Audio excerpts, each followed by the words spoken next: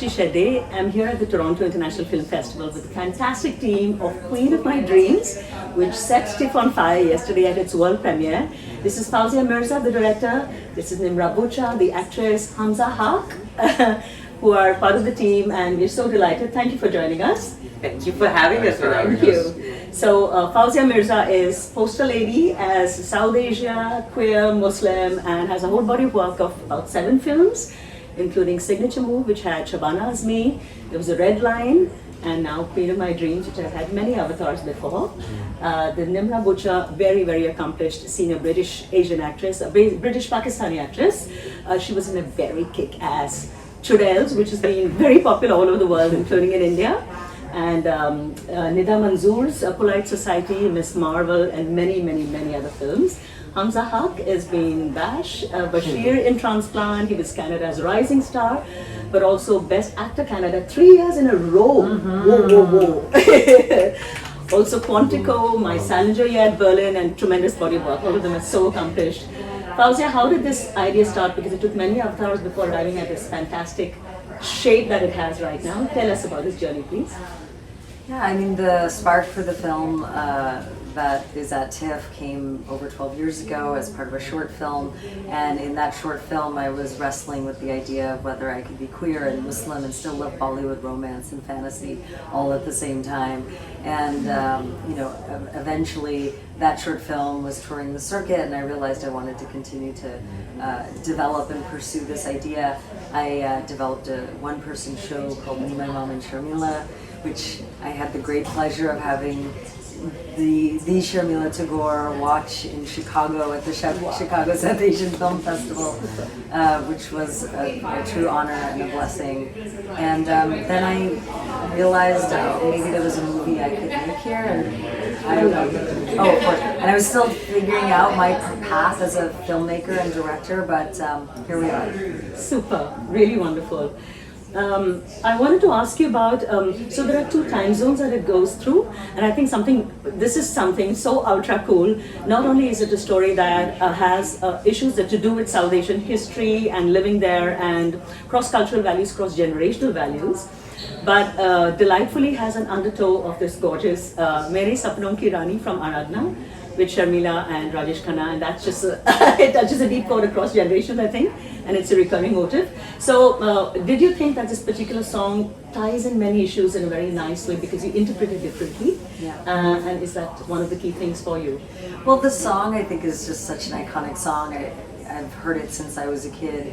Mere Sapnon Ki Rani Kab Aayegi Tu, and for me, I fell in love with Hindi films and Bollywood films and all the fantasy and love and romance that I saw depicted, and dreamt that one day some man like Rajesh Khanna in a green turtleneck and a corduroy jacket would sing to me while I was that rakish cap. Yeah, that cap, and I'd be on a train and I'd be coyish and shy. And when I came out as queer, I realized that maybe the fantasy was going to look a little different, and then I kind of came to this realization that maybe we're all just the queens of our own dreams, and really found this place of self-love and acceptance and power, and that song really was part of the journey. So it is the touchstone that takes us through the journey of the film, and I think there's something about reimagining these iconic stories. We can all reimagine them for ourselves in the way that makes sense for our lives and our journey and our identities. Wonderful. This is such a joy to see many issues tied up in a very organic way in one film. It's quite tricky, especially in a first feature that has, you tend to kind of put everything you want to say in one, so it really ties it up well. Yeah. Nimra, I wanted to ask you, have a very diverse body of work, and there's been a lot of very interesting roles being written today which weren't really written 5 years ago. So what was it that's special about this film that challenged you as an actress? I think just the personal story that's so important to Fawzia to tell. I think that to be a part of that was a real privilege for me to be so close to the heart of that story, and I think there's nothing more important than that for an actor, to be able to be with the director who the story is about, this is so personal to you, and then to sort of be able to ask them, be able to look at them, to be able to for them to see. And I think there was a lot of mirroring. I think that happened during the process that I felt, and also just we talked so much about our relationships to our mothers. Sure. So much. I think that was the thing we talked about most. Yes. forget about the scene, the acting, whatever we were doing. We were talking about that, and that then becomes the most important thing, to be part of something that is so deeply personal and heartfelt. Right. Yeah. Did you feel somewhere a personal connect or any experiences that you could connect with because of your past and your history? But also because I felt quite a lot of the film, the undercurrent is to do about acceptance and forgiveness, along with much else.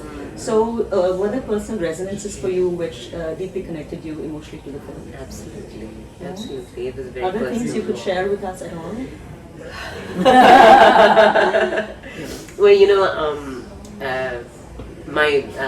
I grew up in the 80s, and my mother used to have all of the dishes that we had in the kitchen, and it was very emotional.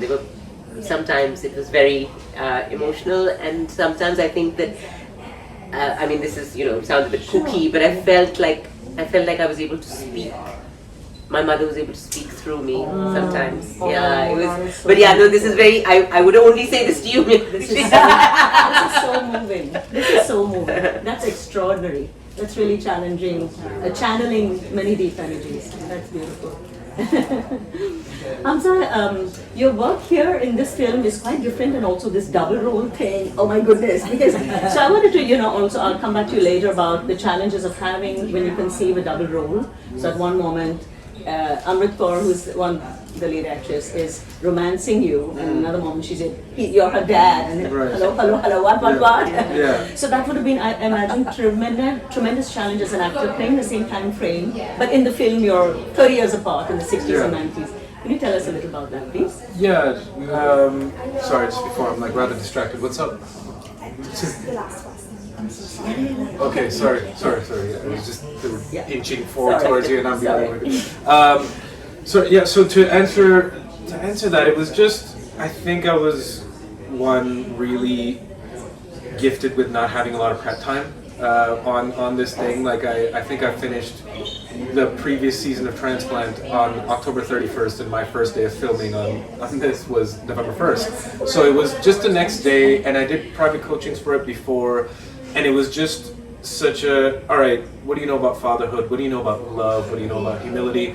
And just based on that intuition, just go and play the dream of who you would like to be as a father. And we channeled a lot of that, and the love between Hassan and Azra and Hassan and Mariam, it's the same love, just the context is different. The way that he expresses it is different, but that root character is the same thing. And I was blessed to have not only a director who understood that concept so well and wrote it, and gave me the opportunity to do that, but also to be able to play that across Nimra and Amrit, who's and I've known Amrit for many years. We love each other dearly. We've worked together, and we have this. This is Amrit Kaur. Amrit Kaur, who plays Azra / Mariam in the film. And it was weird. It was like, okay, cool. At one point, you're going to be playing my daughter, and we're going to start with that, and then we're going to go back in time, and then you'll be the younger version of your mom, and which is hilarious because we sort of wink at the audience in the film itself. Isn't that weird for them? And I read that, and I was just like, I guess we really didn't think about that. But to have another actress with whom you can explore both those sides, where it's not weird, where you have the freedom and bravery to explore all sides of love in a healthy, non-healthy, in a loving way. So the mischief is all in our heads. You're her dad, and you're her. Yeah, exactly. You know what I mean? And it's it's like when you get to know somebody on an artistic, personal level, I'm just like, yeah, I am, we have this older brother, older sister, it's like a cousins thing, we talk about the thing, 100%. we're related, but we could get married, what I mean? not the borderline You stuff. know what I mean? It's very South Asian. It's very South Asian. You know what I mean? Koreans always marrying the uncles and I'm saying, hello? Okay, whatever. You know what I mean? Like, and if you think it's weird, like, come on, it's us. Like, it's just, you know what I mean? Like, you know, just go down your family tree. It's not a tree, it's a web. You know what I mean? So these sorts of things, so like to be able to just sort of tongue in cheek, just address it head on, but then it just be a story of a solid relationship through generations. I thought that I really didn't have to flip flop over how I approached it, and it was actually a gift because I think it gave Hassan a beautiful through line on how to be the kind of man who takes care of the women in his life, and I learned like through artistic practice how to do that in my life. So that's kind of or how to do it better in my life, and we're still getting better at it. So yeah, it was just a lot of intuition, a lot of coaching, and a lot of good direction that allowed us to do that. So lovely, so lovely. I have to thank you eternally, Fawzia, and all your team for this gorgeous, gorgeous, gorgeous. You know, just for us as Indians to understand that, okay, this Karachi was the Paris of the East in the 60s, and it's way more hip than Canada was in the 60s that you're showing. It's unthinkable, and it's just opening up new worlds for us. So, big thank you for a fantastic film. Thank you. Thank you.